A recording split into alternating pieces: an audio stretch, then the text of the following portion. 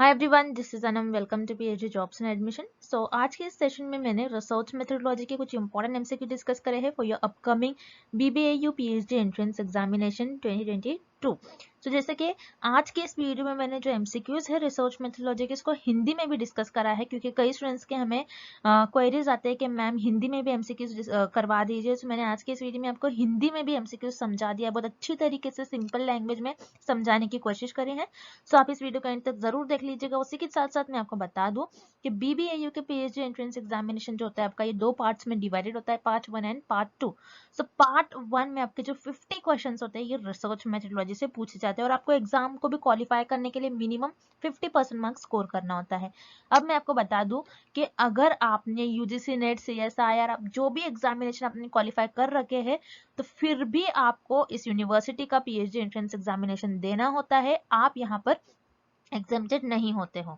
सो याद रखिएगा कि आपकी प्रिपरेशन के लिए जो भी कैंडिडेट्स बीबीएयू के पीएचडी एंट्रेंस एग्जामिनेशन की प्रिपरेशन कर रहे हैं, उनके लिए हमने full syllabus video lectures provide कर रखा है रिसर्च मेथोडोलॉजी पर, जिसमें आपको हर एक टॉपिक पर वीडियो लेक्चर मिलने वाला है। डिटेल में हमने सारा एक्सप्लेनेशन रखे हैं, सारा आपको इंपॉर्टेंट पॉइंट्स मिल जाएंगे हमारे नोट्स में। जो भी आपको इंटरव्यू में भी क्वेश्चंस पूछे जाते हैं, उसके लिए भी हमारे नोट्स आपके लिए हेल्पफुल होंगे।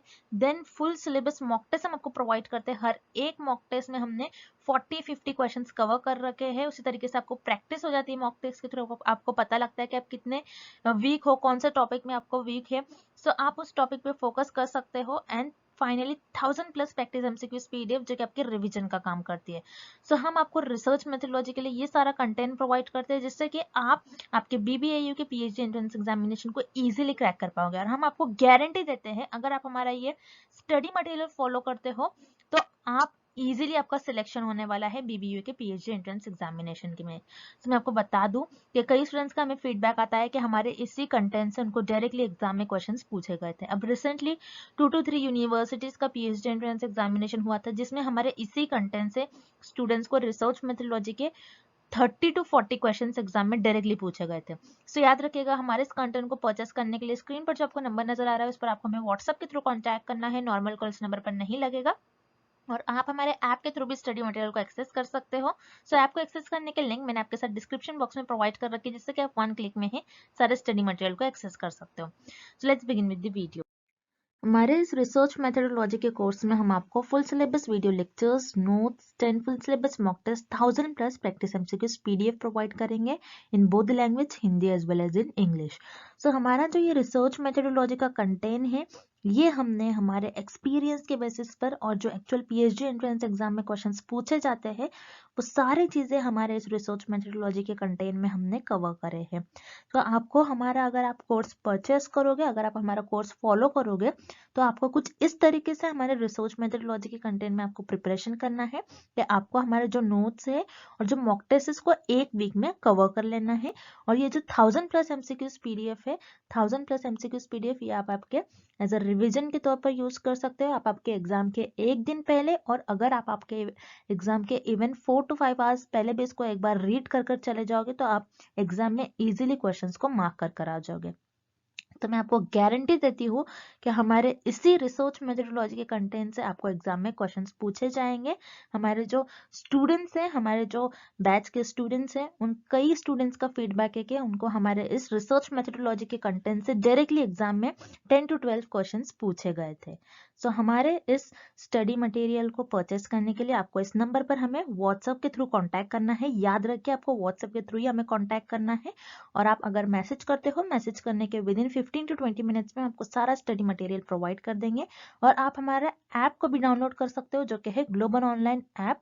सो इस ऐप पर आपको 1 मंथ की वैलिडिटी मिलेगी, और अगर आप ऐप पर जाते हो तो आपको डायरेक्टली वहां पर सारा कंटेंट इजिली अवेलेबल हो जाएगा। और ऐप को डाउनलोड करने के लिंक मैंने डिस्क्रिप्शन बॉक्स में प्रोवाइड कर रखी है। सो वहां से आप हमारे ऐप को एक्सेस कर सकते हो। And let's begin with the video. शून्य परिकल्पना का परीक्षण करने के लिए एक शोधकर्ता उपयोग नहीं करता है। To test null hypothesis a researcher does not use. So इस प्रश्न में पूछा जा रहा है कि रिसर्चर यानी आपके शोधकर्ता है, वो शून्य परिकल्पना का परीक्षण कर रहे हैं, यानी नल हाइपोथेसिस को टेस्ट कर रहे हैं। सो नल हाइपोथेसिस को टेस्ट करने के लिए जो रिसर्चर है वो कौन सा टेस्ट का उपयोग करेंगे, कौन सा टेस्ट का यूज करेंगे, हमें ये पता करना है। जैसे कि आपको पता है हम रिसर्च में हाइपोथेसिस ले डाउन करते हैं, यानी हम अपने अजम्पशंस और गेसेस के बेसिस पर एक हाइपोथेसिस, एक टेंटेटिव स्टेटमेंट ले डाउन करते हैं, जिसे हम हाइपोथेसिस कहते हैं। और उसमें आपकी जो नल हाइपोथेसिस होती है, नल हाइपोथेसिस बताती है कि जो चर है, आपके चरों के बीच में कोई संबंध नहीं है, यानी वेरिएबल्स के बीच में कोई भी रिलेशन नहीं है, there is no relationship between the variables. अब नल हाइपोथेसिस को रिसर्च अपनी रिसर्च में टेस्ट करते हैं, सिर्फ और सिर्फ नल हाइपोथेसिस को यानी शून्य परिकल्पना का रिसर्चर परीक्षण करते हैं। अब शून्य परिकल्पना का जब रिसर्चर, आपके शोधकर्ता जो है, ये इसका टेस्ट करते हैं, इसका परीक्षण करते हैं, ये बताते हैं वेदर इट इज ट्रू और फॉल्स, यानी ये सत्य है या फिर असत्य है, ये हमें बताते हैं। अब जब नल हाइपोथेसिस को टेस्ट करा जाता है तो इसके लिए जो शोधकर्ता है ये डिफरेंट और अलग अलग प्रकार के परीक्षण का उपयोग कर नल हाइपोथेसिस को टेस्ट करते हैं। अब कौन कौन से वो टेस्ट होते हैं, तो याद रखना है chi square test, T test and ANOVA test. यानी काय स्क्वायर परीक्षण, टी परीक्षण और एनोवा, इन तीनों भी परीक्षण का शोधकर्ता यूज करते हैं, उपयोग करते हैं शून्य परिकल्पना का परीक्षण करने के लिए। अब काय स्क्वायर टेस्ट क्या होता है, बहुत इंपॉर्टेंट है, आपको ध्यान से सुनना है। कई स्टूडेंट्स को पता ही नहीं होता कि काय स्क्वायर टेस्ट होता क्या है। सो काय स्क्वायर टेस्ट के 3 मेजर पॉइंट आपको याद रखना है। सो फर्स्ट पॉइंट होता है, काय स्क्वायर टेस्ट यूज करा जाता है difference between observed value minus expected value. Okay, difference between यानी ऑब्जर्व वैल्यू का जो डिफरेंस होगा, यानी ऑब्जर्व वैल्यू आपकी जो आएगी और एक्सपेक्टेड वैल्यू जो आएगी, आप उसका माइनस करोगे, यानी difference between observe and expected value. अब ऑब्जर्व और एक्सपेक्टेड वैल्यू क्या होती है, ऑब्जर्व वैल्यू क्या होगी कि आपको जो एक्चुअल मार्क, जैसे फॉर एग्जाम्पल के थ्रू हम समझते हैं, एक्सपेक्टेड वैल्यू, आपने एक पेपर देकर आ गया, पेपर 100 मार्क का आपका पेपर था, आपने एक्सपेक्ट कर लिया, आपने आपके करेक्शन देख लिया, आपने आपका आकर पेपर को एनालाइज करा और आपने ये देखा कि आपको हो सकता है 85 मिल सकते हैं मार्क्स आउट ऑफ 100। ओके, अब आपके जो ऑब्जर्व वैल्यू है, जो आपको एक्चुअल में रिजल्ट आने के बाद मिल रहा है आपको मार्क्स, वो मिल रहे हैं 80। तो ये हो गया आपका ऑब्जर्व वैल्यू और expected value. So difference between observe and expected value, यानी ऑब्जर्व और एक्सपेक्टेड वैल्यू का जो डिफरेंस है, इसे मेजर करने के लिए काय स्क्वायर टेस्ट का यूज करा जाता है। अब किस तरीके से आपको ऑब्जर्व वैल्यू मिल सकती है, जैसे सैंपल से आपको कुछ इन्फॉर्मेशन मिल रही है, तो वो हो जाएगी आपकी ऑब्जर्व वैल्यू। आपने एक्सपेरिमेंट परफॉर्म कर देखे, एक्सपेरिमेंट के पहले आप कुछ एक्सपेक्ट कर सकते हो कि इतना मुझे मिल सकता है, और ऑब्जर्व क्या है, जो रियल वैल्यू आपको मिल रही है। उसी तरीके से डिस्ट्रीब्यूशन, आपका डिस्ट्रीब्यूशन किस तरीके से है, फर्स्ट पॉइंट ये हो गया। सेकेंड पॉइंट डिस्ट्रीब्यूशन, यानी आपका जो डिस्ट्रीब्यूशन है, आपको सैंपल से कुछ इंफॉर्मेशन मिल गई है, आपका डिस्ट्रीब्यूशन आपने कुछ इस तरीके से प्लॉट करा, क्या आपका जो डिस्ट्रीब्यूशन है, आपका डिस्ट्रीब्यूशन नॉर्मल है या फिर नॉर्मल नहीं है, ये देखने के लिए भी आप काय स्क्वायर टेस्ट का यूज करते हैं। और थर्ड, कि आपका जो डेटा है ये इंडिपेंडेंट है या नहीं, डेटा आपका इंडिपेंडेंट है या फिर नहीं, ये देखने के लिए आपका डेटा इंडिपेंडेंट है, ये देखने के लिए आप आपके काय स्क्वायर टेस्ट का यूज करते हैं, यानी किसी चीज का उस पर इन्फ्लुएंस तो नहीं है, कोई और ऐसा फैक्टर तो नहीं है कि जो आपके डेटा को इन्फ्लुएंस कर रहा है, ये देखने के लिए आप काय स्क्वायर टेस्ट का यूज करते हो। सो इस तरीके से आप आपके इस टेस्ट को परफॉर्म कर आप आपके नल हाइपोथेसिस का परीक्षण कर सकते हैं, यानी शून्य परिकल्पना का टेस्ट कर सकते हो। यहाँ पर आपका विकल्प ए सही हो जाएगा। उसी तरीके से विकल्प B T test. T test क्या होता है, जिसमें आप किसी सैंपल के जो मीन होते हैं, उनका सैंपल्स के मीन को कंपेयर करने के लिए आप टी टेस्ट का यूज करेंगे। सो सिर्फ 2 ही सैंपल के मीन को कंपेयर करने के लिए आप टी टेस्ट का यूज करते हैं। और याद रखिएगा, टी टेस्ट में आपको जो पॉपुलेशन होती है, पॉपुलेशन 30 से कम होती है, लेस देन आपकी 30 होती है पॉपुलेशन, आपको याद रखना है, तब आप टी टेस्ट का यूज करते हो। सो नल हाइपोथेसिस को टेस्ट करने के लिए भी आप आपका टी टेस्ट का यूज करोगे, आपको ये पता होना चाहिए। उसी के साथ साथ एनोवा, एनोवा टेस्ट क्या होता है, याद रखना है, ANOVA means analysis of variance. ANOVA का, ये एनोवा आपको शॉर्ट फॉर्म दिया गया है, एनोवा का फुल फॉर्म होता है एनालिसिस ऑफ वेरिएंस, यानी 2 से ज्यादा सैंपल्स के मीन को अगर कंपेयर करना है आपको, यानी 2 से ज्यादा यानी 3 वेरिएबल्स हो सकते हैं, 4 सैंपल्स हो सकते हैं, उनके मीन को आपको कंपेयर करना है, तो उस टाइम पर आप एनोवा इस टेस्ट का यूज करोगे। सो chi-square टेस्ट, टी टेस्ट और एनोवा टेस्ट, ये तीनों भी परीक्षण के हेल्प से और इन तीनों भी परीक्षण का उपयोग कर शोधकर्ता शून्य परिकल्पना का परीक्षण करते हैं। अब फैक्टोरियल एनालिसिस आपके नल हाइपोथेसिस को टेस्ट करने के लिए यूज नहीं किया जाता है, मतलब क्रम गुणित विश्लेषण जो होता है ये आपकी नल हाइपोथेसिस को टेस्ट करने के लिए यूज नहीं किया जाता है। तो ये होती क्या है बेसिकली, तो याद रख रहे फैक्टोरियल एनालिसिस, जिसमें आप कुछ वेरिएबल्स को एनालिसिस करते हो। सो इसमें बहुत सारे वेरिएबल्स होते हैं, जैसे मान लीजिए for example A variable, B variable, C variable, D, E and F variable and G variable मान लीजिए। तो इतने सारे यहाँ पर वेरिएबल्स है, और ये कहूंगी मैं आपको कि ये जो वेरिएबल्स होते हैं यहाँ पर बहुत सारे जो वेरिएबल्स होते हैं एक दूसरे से ये कनेक्टेड होते हैं, उनके बीच में कुछ ना कुछ रिलेशन होता है। अब फैक्टोरियल एनालिसिस में रिसर्चर जो अननेसेसरी है, जो उनको लग रहा है ऐसे वेरिएबल जो एक दूसरे से कम लिंक्ड है, उनमें इतना ज्यादा रिलेशन नहीं है, तो उनको एलिमिनेट करते हैं। अब मान लीजिए यहाँ पर बी और डी वेरिएबल एक दूसरे से ज्यादा रिलेटेड है, तो इन्हीं दो को रिसर्चर अपने रिसर्च में इनका उपयोग करेंगे और बाकी सबको एलिमिनेट कर देंगे। सो बेसिकली फैक्टोरियल एनालिसिस इसीलिए यूज करा जाता है कि डेटा को एनालाइज करे और जो ज्यादा डेटा है उसको कम करे, जो अननेसेसरी डेटा है जो जिसका ज्यादा उपयोग नहीं हो सकता है उसको कम कर दे। सो इसीलिए फैक्टोरियल एनालिसिस का यूज करा जाता है, और फैक्टोरियल एनालिसिस आपके नल हाइपोथेसिस को टेस्ट करने के लिए नहीं यूज करा जाता है। सो इस प्रश्न का आपका सही उत्तर हो जाएगा विकल्प डी, फैक्टोरियल एनालिसिस, क्रम गुणित विश्लेषण। अगला प्रश्न, निगमनात्मक सिद्धांत है, deductive theory is one that. So इस प्रश्न में हमें निगमनात्मक सिद्धांत क्या होता है उससे हमको बताना है, उससे रिलेटेड हमें कुछ ऑप्शंस दिए गए, हमें बताना है कि कौन सा विकल्प सही होगा, यानी डिडक्टिव थ्योरी क्या होती है ये बताना है। हम डिडक्टिव थ्योरी में हम क्या करते हैं, उद्देश्य क्या होता है इसका, ये बताना है हमें इस प्रश्न में। सो याद रखिए, दो टाइप की थ्योरी होती है, या फिर दो टाइप की अप्रोच होती है, या फिर दो टाइप की रीजनिंग होती है। एक होती है इंडक्टिव और दूसरी होती है डिडक्टिव। इंडक्टिव मतलब कुछ इंड्यूस करना, कुछ आप क्या करते हो, थ्योरी बनाते हो, जिसमें थ्योरी की हेल्प से डेटा बनाते हो, इंफॉर्मेशन इकट्ठा करते हो, इंफॉर्मेशन एकत्र करते हो, कुछ जनरल थ्योरी दे देते हो, उसमें हम कहते हैं इंडक्टिव थ्योरी। अब डिडक्टिव थ्योरी में क्या करते हो आप, डिडक्टिव थ्योरी में आप आपकी जो थ्योरी प्रेजेंट होती है, जो आपने इंडक्टिव थ्योरी में या फिर इंडक्टिव रीजनिंग में जब भी आप थ्योरी बना लेते हो, जब भी आपके पास सिद्धांत होते हैं, उन्हीं सिद्धांतों का यूज करते हुए उनको इन्वॉल्व करते हो आप आपकी डिडक्टिव थ्योरी में, और डिडक्टिव थ्योरी में उनको इन्वॉल्व करने के बाद उस पर आप आपके हाइपोथेसिस ले डाउन करते हो, यानी परिकल्पना ले डाउन करते हो। मतलब आप ये बताते हो कि आपके ज्ञान के अनुसार आप कुछ भविष्यवाणी करते हो और देखते हो कि आपकी भविष्यवाणी कितनी सही है या फिर कितनी गलत है, उसी को हम कहते हैं परिकल्पना और हाइपोथेसिस। सो याद रखिएगा, डिडक्टिव थ्योरी वो थ्योरी होती है जिसमें थ्योरी इन्वॉल्व होती है, यानी थ्योरी पहले से ही हमारे पास प्रेजेंट होती है, थ्योरी इन्वॉल्व भी होती है, और एक्सप्लिसिटली यहाँ पर एक्सप्लिसिटली मतलब हम उसमें करते ही है जो काम, यानी हम हमारी हाइपोथेसिस को डिफाइन ही करते हैं। हाइपोथेसिस को आप डिफाइन करोगे तभी तो आप उसको टेस्ट कर पाओगे, तभी तो आप उसको एनालाइज कर पाओगे, तभी तो आप कुछ ऑब्जर्वेशंस बताओगे आपके जो भी है। सो याद रखिएगा, डिडक्टिव थ्योरी वो थ्योरी होती है जिसमें आपके पास थ्योरी इन्वॉल्व होती है और एक्सप्लिसिटली आप किस चीज पर फोकस करते हो, आपके हाइपोथेसिस को डिफाइन करने के लिए।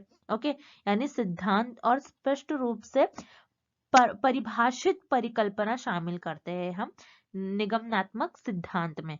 सो इस प्रश्न का आपका विकल्प भी सही उत्तर हो जाएगा। अब जो ऑप्शंस बच गए उन्हें भी हम एक एक बार देख लेंगे। विकल्प में आपको दिया गया है allows theory to emerge out data, यानी सिद्धांत को डेटा से बाहर निकालने के लिए अनुमति देता है। तो ये क्या करता है, ये हमें जो विकल्प दिया गया है ये इंडक्टिव थ्योरी के लिए दिया है, क्योंकि हम सिद्धांतों की मदद से डेटा बनाते हैं, डेटा इमर्ज आउट करते हैं। सो यहाँ पर आपका विकल्प ए गलत हो जाएगा। उसी तरीके से विकल्प C allows for findings to feedback into to stock of knowledge. Knowledge के लिए हम यहाँ पर कुछ नहीं करते, बल्कि डिडक्टिव रीजनिंग में हम बस हाइपोथेसिस को ले डाउन करते हैं, उसे टेस्ट करते रहते हैं। सो यहाँ पर विकल्प सी भी आपका गलत हो जाएगा। उसी तरीके से विकल्प D uses qualitative methods whenever possible, यानी जब भी संभव हो गुणात्मक विधियों का उपयोग करते हैं। नहीं, डिडक्टिव थियोरी आपकी, ये आपकी क्वांटिटेटिव मेथड से रिलेटेड होती है, ना कि क्वालिटेटिव। ओके, सो यहाँ पर आपका विकल्प डी भी गलत हो जाएगा और इस प्रश्न का आपका सही उत्तर हो जाएगा विकल्प बी, इन्वॉल्व थियोरी और एक्सप्लिसिटली डिफाइंड हाइपोथेसिस। अगला प्रश्न, मानक त्रुटि क्या है? What is standard error? तो इस प्रश्न में पूछा गया है कि मानक त्रुटि क्या होती है, इसकी हमें परिभाषा बतानी है। सो मानक त्रुटि यानी स्टैंडर्ड एरर क्या होता है, आपको ये पता होना चाहिए। स्टैंडर्ड एरर क्या होता है? मान लीजिए आपने पॉपुलेशन लिया, पॉपुलेशन में से कुछ लोगों को लिया जो आपका सैंपल बन गया। अब इस सैंपल पर आप क्या करते हो? आपकी रिसर्च परफॉर्म करते हो इस सैंपल पर, और इस नमूनों पर आप आपकी शोध परफॉर्म करते हो। अब शोध परफॉर्म करने के बाद आपके पास जो आपको डेटा मिल रहा है, जो भी आपको इंफॉर्मेशन मिलेगी, तो मान लीजिए आपने एक सैंपल ले लिया, पॉपुलेशन में से कुछ लोगों को ले लिया, आपने नमूनों को चुन लिया आपने। अब यहाँ पर जो आपने नमूनों को चुन लिया, उन पर आप स्टडी परफॉर्म कर रहे हो। आप देख रहे हो कि नमूनों में से यानी सैंपल्स जो है उनकी हाइट क्या है। आपको देखना है इस पर्टिकुलर एरिया में ज्यादातर लोगों की हाइट क्या होती है। सो आपने क्या करा, आपने इंफॉर्मेशन ले लिया, आपने हर एक मेंबर के सैंपल में से हर एक मेंबर की हाइट को नाप लिया, उनके कद को आपने नाप लिया। अब नापने के बाद आप क्या करोगे, आपको जो भी इंफॉर्मेशन मिलता है आप उसे एक डिस्ट्रीब्यूशन में सबमिट करते हो, एक डिस्ट्रीब्यूशन में उसे आप शिफ्ट करते हो। किस तरीके से करोगे? तो यहाँ पर आप आपके वैल्यूज पुट करोगे और देखोगे कि कितने लोग हैं, लोग बताओगे, और वाई एक्सिस पे आप डिस्ट्रीब्यूशन बनाओगे क्योंकि लोगों की हाइट कुछ इस तरीके से है, मान लीजिए। अब ये हो गया मेरा डिस्ट्रीब्यूशन। अब मिडिल वैल्यू मीन हो सकता है, ओके, क्योंकि ये हमारा इक्वल डिस्ट्रीब्यूशन लग रहा है। सो यहाँ पर मीन और मीडियन मोड सब एक ही जगह होते हैं बेसिकली। अब यहाँ पर मुझे ये देखना है कि मीन से कितने वैल्यूज मेरे डिस्ट्रीब्यूटेड है, कितना मेरा डेटा जो है फैला हुआ है। जितना ज्यादा मेरा डेटा फैला होगा उतना ज्यादा एरर होने के चांसेस होते हैं। सो जैसा यहाँ पर आप देख रहे हो कितना डेटा फैला हुआ है मीन से। ये मान लीजिए यहाँ पर मीन है मेरा, मीन से मैं ये देखूंगी कि मेरा डेटा, मेरा जो इंफॉर्मेशन है कितना फैला हुआ है। मान लीजिए यहाँ पर बहुत सारे लोग हैं जिनकी हाइट इस रीजन में लाई कर रही है, बहुत सारे लोग हैं जिनकी हाइट इस रीजन में लाई कर रही है। सो ये मीन से उतना दूर चले जाते हैं, इसे हम कहते हैं standard deviation. So standard deviation क्या बताता है बेसिकली, कि आपका डेटा किस तरीके से स्प्रेड आउट है। और स्टैंडर्ड डिविएशन जो होता है, सैंपल का जो स्टैंडर्ड डिविएशन होता है, उसी को हम कहते हैं स्टैंडर्ड एरर। ज्यादा कंफ्यूज नहीं होना है आपको। आपने क्या करा, सैंपल से कुछ इंफॉर्मेशन ले ली, डेटा कलेक्ट कर लिया, उसको आपने कुछ ग्राफ में इस तरीके से स्प्रेड आउट कर ली। अब जैसे मान लीजिए मैंने यहाँ पर मीन ड्रॉ कर लिया, मेरा मीन यहाँ पर आ रहा है, ज्यादातर लोगों की हाइट यहाँ पर आ रही है। अब मैं क्या देखूंगी कि मेरा डेटा किस तरीके से कितना स्प्रेड आउट है, कितना फैला हुआ है। तो जितना फैला हुआ रहता है डेटा, उसे हम कहते हैं स्टैंडर्ड डिविएशन। ये पॉपुलेशन सॉरी ये सैंपल का आपका स्टैंडर्ड डिविएशन है, और जो आपके सैंपल का स्टैंडर्ड डिविएशन होता है वही होता है आपका स्टैंडर्ड एरर। आपको ये पता होना चाहिए। तो इस प्रश्न का आपका विकल्प ए सही उत्तर हो जाएगा। उसी तरीके से हम जो रिमेनिंग ऑप्शंस दिए गए हैं उन्हें भी हम एक एक बारी देख लेते हैं, आपको पता चल जाए कि और कौन से एरर्स भी होते हैं।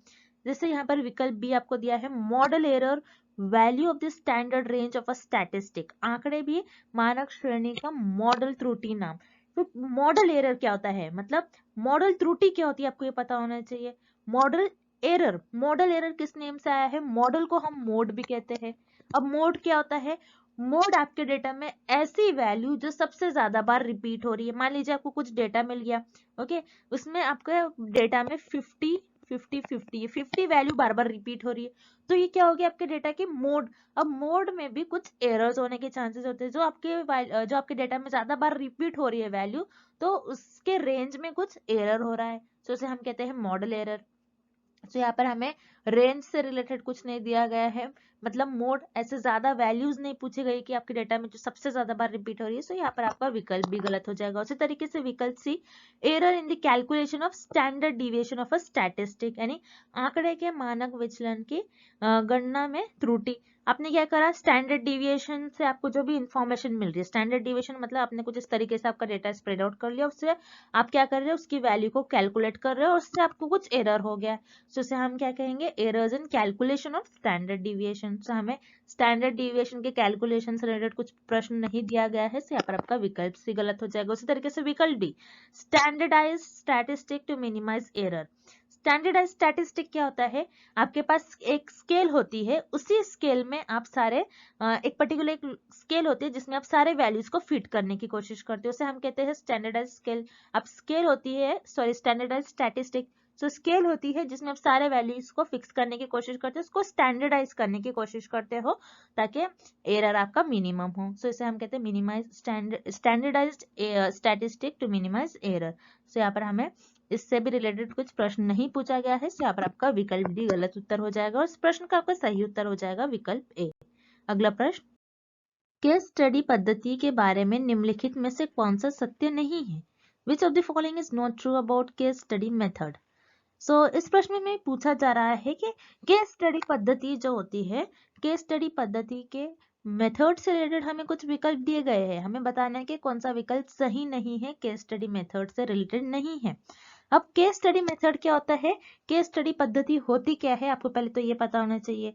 सो केस स्टडी मेथड वो मेथड होता है जिसमें रिसर्चर्स 4 to 5 पीपल का ग्रुप बना लेते हैं, 4 to 5 एक्सपर्ट्स भी हो सकते हैं, उसमें एक पर्टिकुलर टॉपिक पर डिटेल में डिस्कशन होता है और उसमें आपको बहुत सारी इंफॉर्मेशन मिल जाती है। सो इसे हम कहते हैं केस स्टडी। सो याद रखिए केस स्टडी में डिटेल में जो आपके 4 to 5 पीपल का आप ग्रुप बना लेते हो, जैसे 4 से 5 व्यक्ति होते हैं आपके ग्रुप में, सो वो डिस्कशन करते हैं। सो डिस्कशन से उनको जो भी डेटा मिलता है ये वर्ड्स और टेक्स्ट के फॉर्म में डेटा मिलेगा। जाहिर सी बात है, अगर मान लीजिए आप किसी आईफोन के बारे में या फिर कोई आईफोन जब लॉन्च किया जाता है, मान लीजिए तो 4 to 5 पीपल का ग्रुप बनाया जाता है, 4 to 5 एक्सपर्ट्स का, जिन्होंने प्रोग्रामिंग में एक्सपर्ट्स है, जो इनका जो रहता है ग्रुप बनाया जाता है, उनको इनविटेशन दिया जाता है, फिर वो इनविटेशन एक्सेप्ट कर फिर उस ग्रुप को ज्वाइन कर उसमें डिटेल में उस पर्टिकुलर टॉपिक के बारे में डिस्कस करते हैं। तो उसे यहाँ पर डिस्कशंस के थ्रू जो उनको इंफॉर्मेशन मिलती है कि वर्ड्स और टेक्स्ट के फॉर्म में मिलती है। सो वर्ड्स और टेक्स्ट के फॉर्म में कौन सी आपको इंफॉर्मेशन मिलती है? सिर्फ और सिर्फ क्वालिटेटिव रिसर्च में। सो याद रखिए केस स्टडी मेथड जो होता है आपका क्वालिटेटिव नेचर का होता है। क्वालिटेटिव रिसर्च में भी हम क्या करते हैं, हमारे पास जो भी डेटा मिलता है वर्ड्स और टेक्स्ट के फॉर्म में मिलता है, नंबर्स के फॉर्म में हमें डेटा नहीं मिलता है। हम यहाँ पर डेटा जमा करते हैं, बेसिकली हम थ्योरीज बनाते हैं, हम डेटा एकत्र करते हैं, डेटा को एक न्यू डेटा हमारे पास मिलकर आता है। सो ये होती है आपकी क्वालिटेटिव रिसर्च, जिसमें आपके पास जो डेटा होता है ये वर्ड्स और टेक्स्ट के फॉर्म में होता है जनरली। सो ये पता चल गया हमें कि आपकी जो केस स्टडी मेथड होता है ये क्वालिटेटिव नेचर का होता है, यानी गुणात्मक नेचर का होता है। देन यहाँ पर ऑप्शन ए और बी देख लेते हैं हम। ऑप्शन ए दिया गया है, it is an expensive method. Yes, आपका केस स्टडी मेथड जो होता है एक्सपेंसिव होता है। एक्सपेंसिव मेथड क्या होता है, अब जैसे आप 4 to 5 एक्सपर्ट्स को बुला रहे हो, ओके मान लीजिए आपने कोई न्यू डिसीज आई है, उस पर आपने कोई एक्सपर्ट्स को बुलाया है जो बहुत फेमस है और जो पूरे वर्ल्ड से आपने बुलाया है, या फिर कोई भी अपने कंट्री से बुलाया है, कोई भी अपने सिटी से बुलाया है। सो यहाँ पर उनको इनविटेशन के लिए आपको अप्रोच करना होता है, फिर वो आते हैं, वो आपकी फी चार्ज करेंगे, जो भी करेंगे। सो यहाँ पर उनको जो ये मेथड होता है एक्सपेंसिव होता है। ओके सो ये मेथड एक एक्सपेंसिव मेथड होता है कंपेयर टू अदर मेथड्स। सो यहाँ पर आपको विकल्प ए भी सही दिया गया है। उसी तरीके से विकल्प भी there are many chances of making errors, यानी यहाँ पर एरर्स यानी गलतियां करने के बहुत संभावनाएं होती है। आपकी जो त्रुटि होती है, त्रुटि बहुत ज्यादा होने के आपकी संभावनाएं होती है। क्यों ज्यादा हो सकती है? क्योंकि यहाँ पर जैसे मैंने बताया आपको, केस स्टडी मेथड में 4 to 5 पीपल का, 4 से 5 व्यक्तियों का ग्रुप बना लेते हैं, उसमें एक पर्टिकुलर टॉपिक पर डिटेल में आपको डिस्कशंस होते हैं, आपको डिटेल में डिस्कस करना होता है। सो इससे क्या होता है, बहुत ज्यादा डेटा निकल के आता है आपके पास। सो बहुत ज्यादा डेटा होने की वजह से, बहुत डिटेल में आप पढ़ते हो तो बहुत ज्यादा होने की वजह से एरर ज्यादा होने के चांसेस होते हैं। सो ये भी आपको सही विकल्प दिया गया है। सो बच गया आपका ऑप्शन डी। तो याद रखिएगा आपका जो केस स्टडी मेथड होता है ये क्वांटिटेटिव मेथड नहीं होता है, यानी आपका केस स्टडी पद्धति जो होती है ये मात्रात्मक प्रकृति नहीं होती है, ये आपकी गुणात्मक होती है, गुणात्मक नेचर की होती है, ना कि मात्रात्मक। मात्रात्मक नेचर क्या होता है, जिसमें आपके पास सिर्फ नंबर्स में इंफॉर्मेशन हो, ओके आप जिसमें स्टैटिस्टिकल मेथड ज्यादा यूज करो, मैथमेटिकल प्रिंसिपल्स आप यहाँ पर ज्यादा यूज करते हो। तो इसीलिए केस स्टडी मेथड जो होता है आपका एक क्वांटिटेटिव नेचर का नहीं होता है। और हमें भी प्रश्न में यही पूछा गया है कि केस स्टडी मेथड के बारे में कौन सा विकल्प सत्य नहीं है। सो वो है आपका विकल्प डी। तो इस प्रश्न का आपका सही उत्तर हो जाएगा ऑप्शन डी और विकल्प डी। अगला प्रश्न, किस प्रकार का शोध मौजूदा स्थिति में संशोधन पर केंद्रित है? Which of the type of research focuses on embedding the prevailing situation? तो इस प्रश्न में पूछा गया है ऐसे कौन से रिसर्च है जिसका उद्देश्य ये होता है कि जो करंट सिचुएशन है उसको बदल देती है, करंट सिचुएशन को वो सॉल्व कर देती है, उसको बदल देती है एक तरीके से। यहाँ पर अमेंडिंग का मतलब होता है कि बदल देना, और प्रेवेलिंग सिचुएशन यानी करंट सिचुएशन, करंट कुछ मान लीजिए कुछ करंट आपके पास समस्या है अभी जो चल रही है, मौजूदा आपके पास जो स्थिति है उस स्थिति को आपको चेंज करना है। सो आप कौन सी रिसर्च का उपयोग करोगे, कौन से शोध का आप उपयोग करोगे, कौन से अनुसंधान का आप उपयोग करोगे, यह हमें पता करना है। सो याद रखिए जब भी आपके एग्जाम में कुछ प्रश्न आते हैं और प्रश्न में कुछ करंट स्टेटस का आपको चेंज करना है, सो ये आपका आ जाएगा एक्शन रिसर्च से रिलेटेड। एक्शन हो रहा है, आपने जो करंट आपका जो भी सिचुएशन है, जो भी स्थिति है, उसको आपने चेंज कर दिया। सो आपने यहाँ पर एक एक्शन परफॉर्म किया, जिसे हम कहते हैं एक्शन वर्ब, कि आपने कुछ एक्शन कर लिया। मतलब करंट सिचुएशन थी, कुछ समस्या होगी, करंट कुछ सिचुएशन है, उसको आपने बदल दिया। अब मान लीजिए करंट सिचुएशन ये है कि मैं आपको पढ़ा रही हूँ, आपको मान लीजिए मैं लाइव क्लास ले रही हूँ, तो आप मुझे बोलोगे कि मैम मुझे ये टॉपिक समझ नहीं आया। सो मैं क्या करूंगी, आपको फिर से रिपीट करना स्टार्ट कर दूंगी। सो मैंने यहाँ पर क्या किया, आपको फिर से मैं दूसरे मेथड से स्टार्ट कर दूंगी आपको पढ़ाना। सो मैंने यहाँ पर एक्शन ले लिया, ओके, और आपकी समस्या का समाधान भी निकल गया, आपकी समस्या खत्म हो गई। इस सिचुएशन का मैंने इस सिचुएशन को बदल दिया, ओके, जिस सिचुएशन थी, जो स्थिति थी मौजूदा, उसको मैंने बदल दिया। तो मैं ऐसा किस रिसर्च में करूंगी, किस शोध में मैं ऐसा कर सकती हूँ? क्रियाविधि शोध में, यानी एक्शन रिसर्च में। सो इस प्रश्न का ऑप्शन ए सही उत्तर हो जाएगा। उसी तरीके से जो बचे हुए ऑप्शन है उन्हें भी हम एक एक बारी देख लेंगे। विकल्प भी आपको दिया गया है एक्सपेरिमेंटल रिसर्च यानी प्रायोगिक अनुसंधान। एक्सपेरिमेंटल रिसर्च क्या होती है, प्रायोगिक अनुसंधान क्या होती है, जिसमें आप दो चरों के बीच में कारण और प्रभाव देखते हो। दो चरों के बीच में किस तरीके का संबंध है, कैसा संबंध है, कैसा दो चरों के बीच में किस तरीके से कारण और प्रभाव है, एक वेरिएबल को, एक चर को हेरफेर करने से दूसरे पर वो कैसा प्रभाव दिखा रहा है, ये हम देखते हैं एक्सपेरिमेंटल रिसर्च में। तो यहाँ पर हमें किसी वेरिएबल्स, किसी चरों के बीच का रिलेशन हमें नहीं दिया गया है प्रश्न में, तो यहाँ पर आपका विकल्प भी गलत उत्तर हो जाएगा। उसी तरीके से विकल्प सी, मौलिक अनुसंधान, जिसे हम फंडामेंटल रिसर्च कहते हैं। सो मौलिक अनुसंधान का उद्देश्य क्या होता है, मेन एम क्या होता है, कि रिसर्चर इस रिसर्च को इसीलिए करते हैं ताकि वो अपनी नॉलेज को इंक्रीज कर सके, ताकि वो अपनी क्यूरियोसिटी को फुलफिल कर सकते हैं, अपनी जिज्ञासा को वो फुलफिल कर सके, इसीलिए मौलिक अनुसंधान का उपयोग करते हैं। तो यहाँ पर मौलिक अनुसंधान भी इस प्रश्न का सही उत्तर नहीं होगा। इसी तरीके से विकल्प डी, कंक्लूसिव रिसर्च यानी निर्णायक अनुसंधान, जिसमें आप निर्णय लेते हो, जिसमें आप कुछ कंक्लूजन्स पर आते हैं, आप कुछ कंक्लूजन बता दे हो, उसे हम कहते हैं कंक्लूसिव रिसर्च। तो यहाँ पर आपका विकल्प डी भी इस प्रश्न का सही उत्तर नहीं होगा। इस प्रश्न का आपका सही उत्तर हो जाएगा विकल्प ए, एक्शन रिसर्च और क्रियाविधि अनुसंधान। And thank you for watching this video. Good luck with your preparation and see you tomorrow with another video.